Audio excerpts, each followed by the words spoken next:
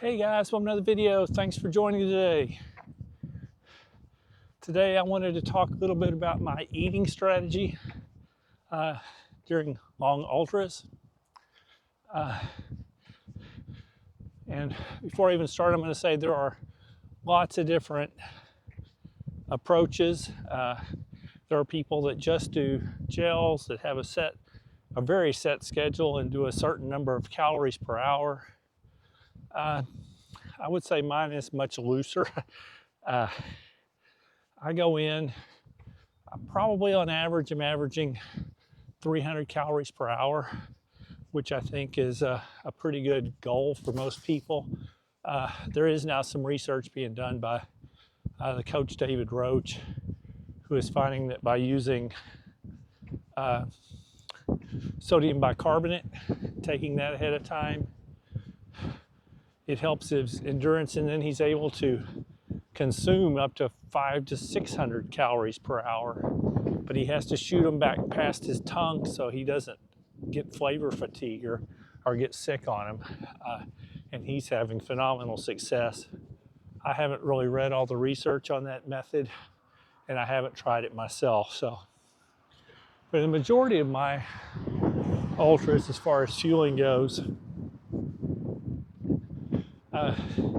I usually am taking a liquid nutrition, something like Tailwind or one of the drink mixes, and I aim for probably 150 calories per hour.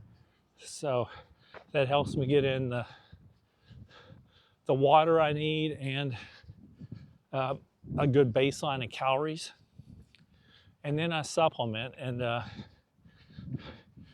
in the early hours, it may be a gel here or there that ups it, but I really like getting some solid foods in the really long 50-mile and up ultras. So I will eat off the aid stations, especially if they're serving like hot soup or quesadillas or something like that. And if I'm running my fixed time races and they aren't serving any food when I'm getting hungry, I usually have just some sandwiches made. And I'll go eat a sandwich, or usually I do a half sandwich at a time that's giving me some calories that bumps up my total. So I just kind of do a baseline and then add calories.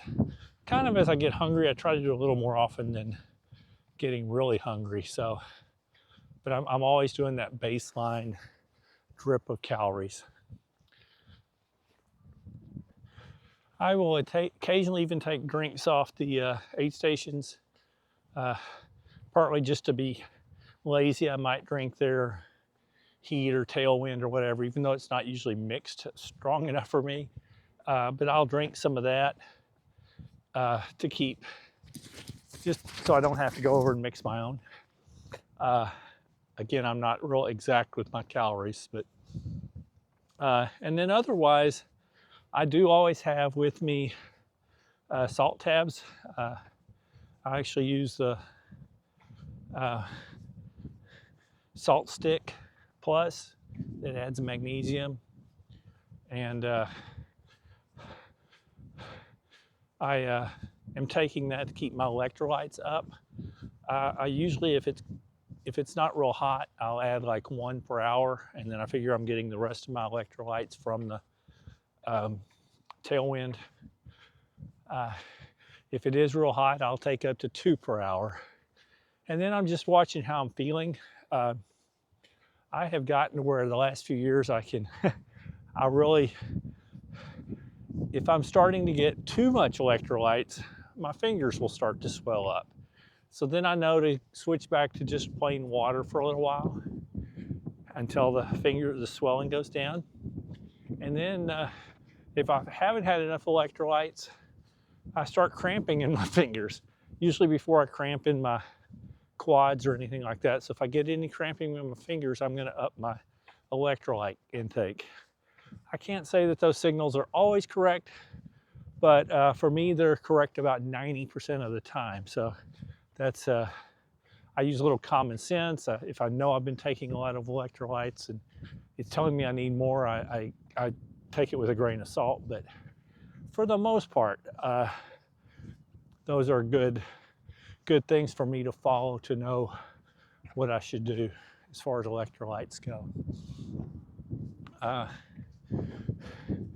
Anyway, that's kind of the way I go in and approach these things.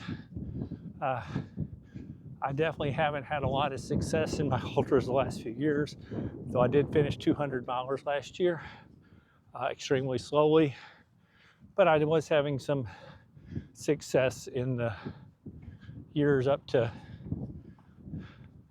2020, 2021, up until about when I had my heart attack.